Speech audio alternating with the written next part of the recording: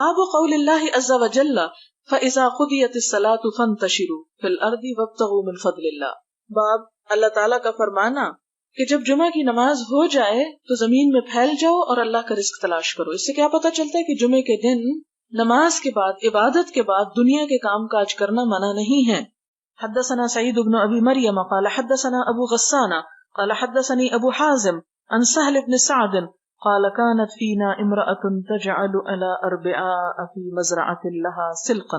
حضرت سہل بن سعد کہتے ہیں کانت تھی فینا ہمارے درمیان امرأة ایک عورت تجعل وہ بناتی تھی علی اربعاء اربعاء یہاں مراد ہے وہ نالیاں فی مزرعة جو کھیت میں تھی لہا اس کے سلقا چقندر یعنی تجعل علی اربعاء فی مزرعة لها سلقا یعنی اپنے کھیت کی نالیوں پہ چقندر بوتی تھی. مراد یہ ہے کہ نالی وہ پانی گزرتا ہے نا اس سے جسے کھال بھی بولتے ہیں تو اس کے کنارے چونکہ پانی قریب ہوتا ہے تو اس لیے سبزیاں اور اس طرح کی چیزیں بو دی جاتی ہیں کہ جن کو عموماً ذرا زیادہ پانی چاہیے ہوتا ہے تو وہ چقندر بو لیا کرتی تھی ان خاص جگہوں پہ.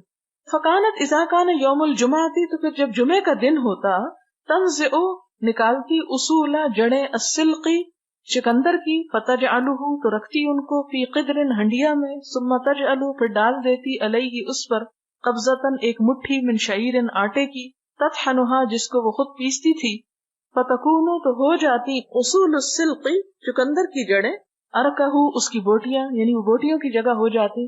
وکننا ننصرف من صلاۃ الجمعہ اور ہم جمعہ کی نماز پڑھ کے واپس آتے فنسلم علیہا ہم اس کو سلام کرتے فتقرب ذلک الطعام تو وہ ہمیں کھانا قریب کرتی الینا طرف ہمارے فنلعقہ تو ہم اس کو چاٹ جاتے.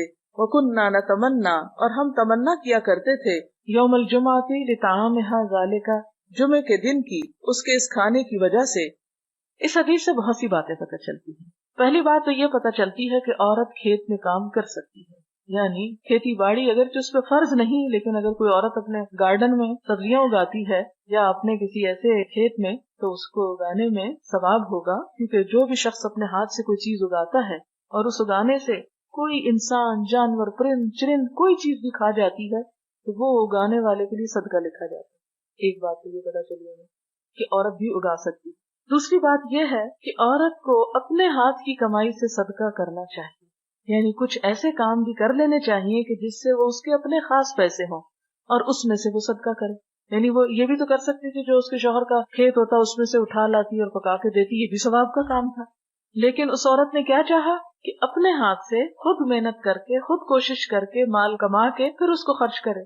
پھر آپ دیکھیں کہ وہ یہ بھی کر سکتی تھی کہ وہ جب صحابہ کرام گزرتے تو ایک ایک جڑ پکڑا دیتی یہ لوگ گھر جو اپنی بیویوں کو پکا کے کھلائیں تمہیں نہیں وہ خود پکا کے دیتی. اس سے کیا پتہ چلتا ہے کہ کھانا پکا کے کسی کو کھلانا جو ہے یہ بھی ثواب کے کاموں میں سے ایک کام ہے.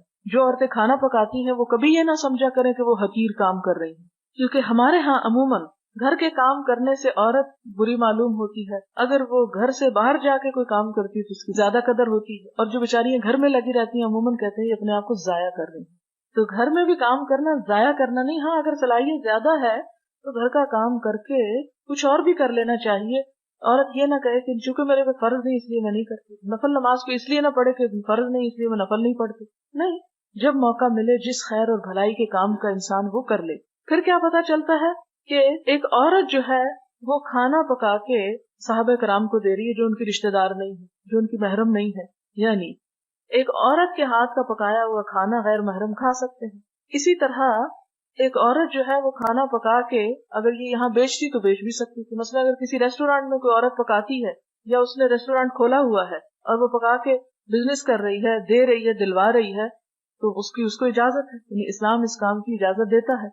پھر اسی طرح کیا پتا چلتا ہے کہ صحابہ کرام جھوٹا تکلف نہیں کرتے تھے جیسے جھوٹ ہماری زندگیوں میں داخل ہو گیا کہ ہم نے اپنی ضرورتوں کو بھی جھوٹ کی نظر کر دیا کہ بھوک بھی لگی ہے تو کہتے ہیں جی نہیں شکریہ ہم نہیں کھاتے. نہیں, وہ اپنی کس طرح کھلے جذبات کا اظہار کرتے ہیں کہ ہم کھاتے تھے, اتنا کھاتے تھے کہ برتن چاٹ جاتے تھے. نلعقو انگلیاں چاٹنا بھی اور برتن چاٹنا بھی مراد ہے اس سے. اور پھر ساتھ یہ بھی نہیں کہتے کہ ہمیں تو ہائے شرم آتی ہے کیسے مانگے کیا کریں. وہ کہتے کہ ہم تو انتظار کرتے تھے کہ جمعہ کب آئے گا اور پھر ہم وہ کھانا کھائیں گے. تو اس سے کیا پتا چلتا ہے کہ اگر کوئی خود دعوت دے کہ آؤ کھا لو تو کھانے میں حرج نہیں ہے. مانگنا منع ہے, مانگنا برا ہے, لیکن ضرورت کے تحت انسان مانگ بھی سکتا ہے, دوسرے کو اپنی ضرورت بتا بھی سکتا ہے. لیکن اگر کوئی خود اب آفر کر رہا ہے کہ آؤ کھانا کھا لو، تو اس صورت میں کھانا کھانے سے انکار نہیں کرنا چاہیے، کیونکہ ہمارے ہاں تو اس کو بھی عیب سمجھا جاتا ہے کہ ہم فلاں کے گھر سے کیوں کھائیں یا اس کے گھر میں کیوں جائیں. تو یہ اس طرح کے عیب اور آر اور تکبر جو ہے وہ اسلام میں پسندیدہ نہیں ہے. بلکہ اگر کوئی چھوٹی موٹی چیز بھی آفر کر دے، اب یہ کہ بیچاری کے پاس گوشت نہیں تھا لیکن سبزی تھی، تو سبزی کا سوپ کس طرح بناتی تھی کہ سبزی اس میں موٹی موٹی ہوتی تھی اور اس میں آٹا ڈال کے اس کے شوربے کو گھنا کر لیتی، تو وہ کہتے ہیں کہ وہ شوربہ ہوتا اور ساتھ اس میں جو جڑیں تھی وہ یوں محسوس ہوتی جیسے ہم روٹی کھا رہے ہیں، اور وہ اس کو شوق سے کھایا کرتے تھے. تو یعنی ایک حدیث میں بہت ساری حکمت کی باتیں ہیں، لیکن افسوس کہ یہ سارے طریقے ہم سے بالکل ختم ہو کے رہتے. اور امام بخاری یہ حدیث کس لیے لائے ہیں کہ جب نماز پڑھ چکو تو زمین میں پھیل جاؤ اور اللہ کا فضل تلاش کرو. اگر فضل سے مراد یہاں کیا ہے، وہ عورت کا پکا پکایا کھانا آفر کرنا، یہ فضل ہے، اس کو انسان کھا سکتا ہے، لے سکتا ہے، اور اسے اللہ کا فضل سمجھ کے لے لینا چاہیے. اور اس میں آتا نا ایک حدیث میں جیسے کہ ایک دفعہ حضرت عمر رضی اللہ تعالیٰ کو حضور نے کچھ دیا تو آپ نے اس کو لینے کا انکار کیا، تو آپ نے کہا کہ نہیں، انکار نہ کرو، جب بغیر مانگے تمہارے پاس کوئی چیز خود آ جائے تو فخذہ، اس کو لے لو، فتمولہ، اس کو اپنا مال سمجھو، لیکن بغیر اجازت نہیں لینی چاہیے، اور مانگ کے ہاتھ پھیلا کے بھیک مانگنا جو ہے وہ ناپسندیدہ ہے. لیکن اگر کوئی چیز اللہ کی رحمت یا فضل کا حصہ ہے تو اس میں جھوٹا تکلف جو ہے وہ ناجائز ہے. حدثنا عبد الله بن مسلمة قال حدثنا ابن ابي حازم عن ابيه عن سهل بهذا وقال ما كنا نقيل ولا نتغدى الا بعد الجمعة. صحابہ کرام کیا کہتے ہیں کہ ہم قیلولہ نہیں کرتے تھے اور کھانا نہیں کھاتے تھے مگر جمعے کی نماز پڑھ کے، یعنی جمعے کے دن جمعہ پڑھ کے کھانا اور قیلولہ ہونا چاہیے. اور عام دنوں میں جیسے گرمی وغیرہ ہے تو کھانا کھا کے تھوڑا آرام کر کے بھی ظہر کی نماز پڑھی جا سکتی ہے.